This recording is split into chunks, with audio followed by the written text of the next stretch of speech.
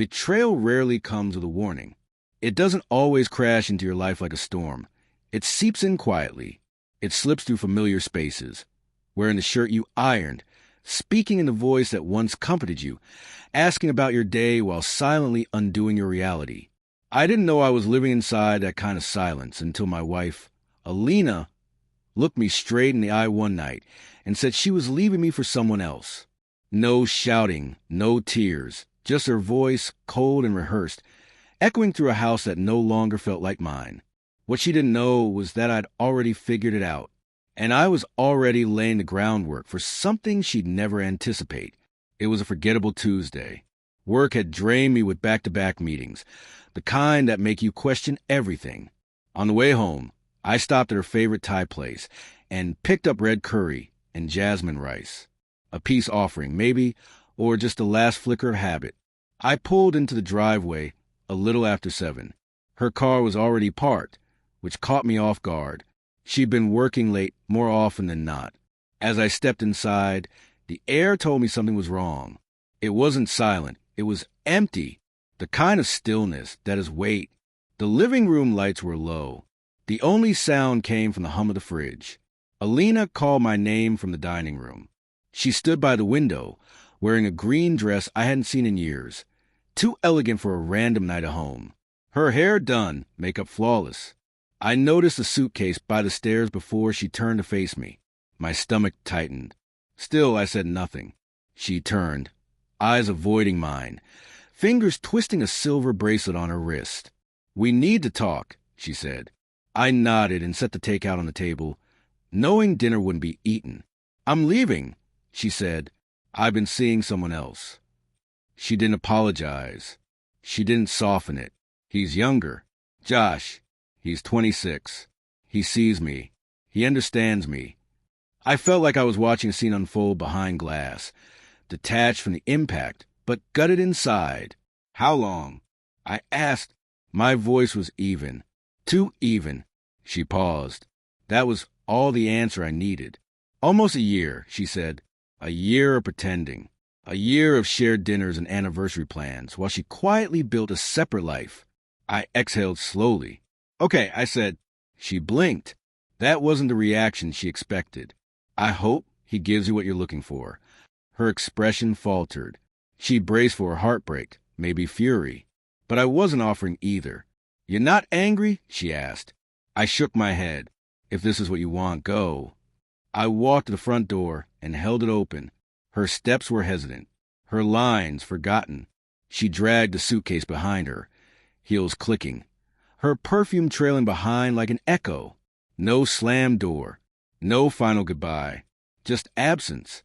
That night, I didn't drink, didn't call anyone, didn't cry. I lay on the couch, staring at the ceiling while memories passed like distant echoes. Our wedding, quiet mornings, vacations, her head resting on my shoulder. I didn't feel broken. I felt released.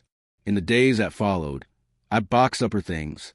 I wiped her fingerprints off glass, not in anger, because every room still smelled like her, and I needed to breathe again. Then something shifted. I realized I didn't just want to be rid of her. I wanted to be free from the life I'd built around her. So I quit my job, sold the house, cashed out my savings.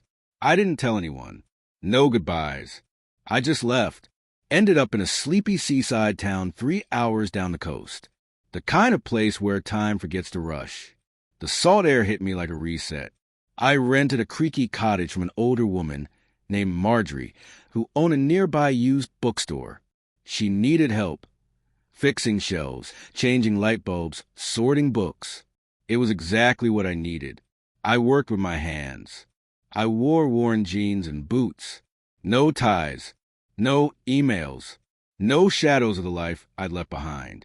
I ran the cliffside trails each morning, slept deep and dreamless each night. Day by day, I began to remember the man I used to be, the one who wasn't trying to hold a crumbling thing together. 10 months passed. One evening, I posted a photo of myself standing beside a bookshelf I'd built. The ocean stretched behind me. No caption, just stillness. Hours later, her name lit up my screen. "Alina, you look incredible. Where are you?" Can we talk? I didn't reply. A week later, another message. I made a mistake. Josh wasn't who I thought. I lost the one person who truly saw me. Still, I stayed silent. Finally, I'm sorry. I wish I could take it all back. But there was nothing to undo. My life hadn't been on hold. It had moved forward. A year after she left, I returned to the city for a friend's engagement party. I wore a dark, tailored suit that fit me like it belonged to someone new. I walked in and saw her near the bar. Alone, her eyes widened as they met mine. She stepped forward, hesitant. "Hi," she said softly. "You look?" "I know," I replied with a quiet smile. "I didn't think you'd show up." "I almost didn't," I said, "but I'm glad I did." She looked like she had 1,000 words trapped in her throat, but only one came out. "I'm sorry for everything." I gave a small nod. "We made our choices. Mine took me somewhere better." Her voice trembled. "You didn't answer any of my messages." "I didn't need to," I said. She searched my face for the version of me she used to know, but he wasn't there. "You've changed," she whispered. "That was the point," I said. Then I turned and walked away. She thought the story ended the night she walked out, but that night was only the beginning of mine. And the version I wrote for myself, it's the best chapter yet.